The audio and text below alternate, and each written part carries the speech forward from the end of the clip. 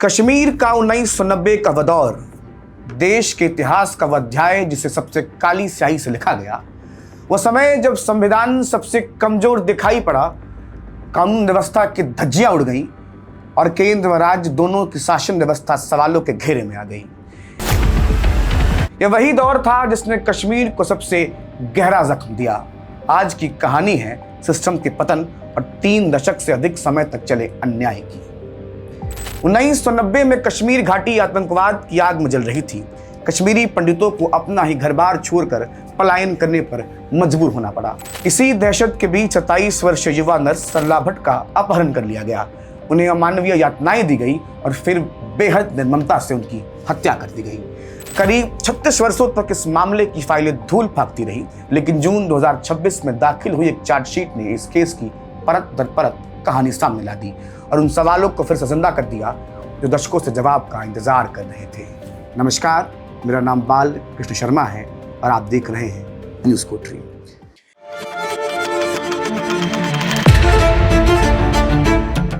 चलिए फिर पूरी बात को समझते हैं। साल 1989 के आखिर तक कश्मीर में पाकिस्तान प्रायोजित आतंकवाद अपनी जड़ें जमा चुका था।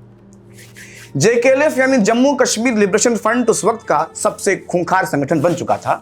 इसकी कमान यासीन मलिक, जावेद अहमद मीर और बिट्टा कराटे जैसे आतंकियों के हाथ में थी और 1989 में ही टीकालाल टपलू और रिटायर्ड जज नीलकंठ गंजू की हत्या हो चुकी थी। पुलिस के आंकड़ों के मुताबिक 1989 के बाद आतंकियों ने 209 कश्मीरी पंडितों को मारा, जिनमें से 109 हत्याएं तो अकेले 1990 में हुई। इसी माहौल में सरला भट्ट की कहानी शुरू होती है। अनंतनाग के काजीबाग मोहल्ले में 1963 के आसपास जन्मी सरला एक स्कूली टीचर शंभूनाथ भट्ट की सबसे बड़ी बेटी थी। उन्होंने BSc नर्सिंग की पढ़ाई की और परिवार की आर्थिक मदद करने के लिए शादी न करने का सबसे बड़ा फैसला और साहसिक फैसला लिया। सरला श्रीनगर के सौरा में स्थित शेर कश्मीर आयुर्विज्ञान संस्थान SKIMS के नवजात शिशु विभाग में स्टाफ नर्स के तौर पर काम करती थी। जब उनके मोहल्ले के तमाम लोग जान बचाकर घाटी से पलायन कर रहे थे, तब सरला ने अपनी ड्यूटी और परिवार की आर्थिक जरूरतों की खातिर श्रीनगर में ही रुकने का फैसला किया। सरला अस्पताल के पास ही स्थित सरकारी हब्बा खातून हॉस्टल में रहती थी। 15 अप्रैल 1990 की रात JKLF के हथियारबंद आतंकी एक सफेद मारुति कार में आए। उनकी बंदूक की नोक पर सरला को अगवा कर ले गए और श्रीनगर के डाउनटाउन इलाकों में कई दिनों तक बंधक बनाकर रखा गया। सरला के साथ जो हुआ वो इंसानियत को शर्मसार करने वाला था। परिवार और पंडित संगठनों के दावों के मुताबिक उन्हें सिगरेट से दागा गया, उनके साथ क्रूरतापूर्वक सामूहिक यौन उत्पीड़न किया गया और दहशत फैलाने के लिए किसी नुकीली चीज से उनके शरीर पर JKLF लिख दिया गया।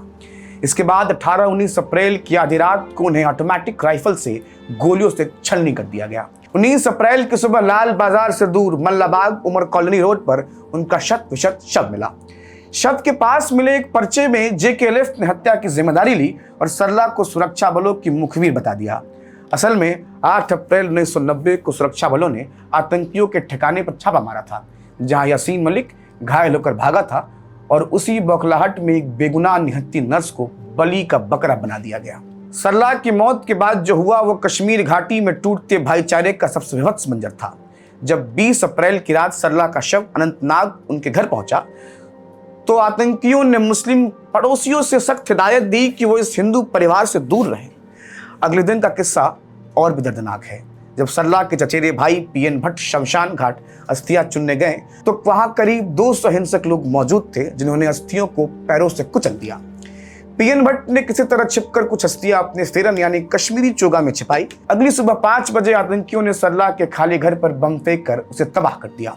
इसके बाद काजीबाग मोहल्ले में बचे हुए सभी हिंदू परिवार ने उसी दिन हमेशा के लिए कश्मीर छोड़ दिया। सिस्टम का हाल ये था कि नगीन पुलिस स्टेशन में जो FIR दर्ज हुई, उसमें न बलात्कार का जिक्र था, न गोलियों की कोई बैलिस्टिक जांच हुई और न ही उस क्लेम नोट की हैंडराइटिंग चेक कराई गई। यहाँ तक कि 2017 में सुप्रीम कोर्ट ने भी समय ज्यादा बीत जाने और सबूत न मिलने की बात कहकर जांच की मांग वाली याचिका खारिज कर दी थी। लेकिन कहानी में बड़ा मोड़ तब आया जब 2023 में जम्मू कश्मीर के उपराज्यपाल मनोज सिन्हा ने पुराने मामलों को दोबारा खोलने का कड़ा आदेश दिया। 18 मार्च 2024 को सरला भट्ट का केस SIA को सौंप दिया गया। SIA ने तगड़ी जांच की और 29 जून 2026 को जज मंजीत राय की विशेष टाडा अदालत में 737 पन्नों की चार्जशीट दायर की गई। अब तक इस मामले में कुल 5 खूंखार आतंकियों को नामजद किया गया है।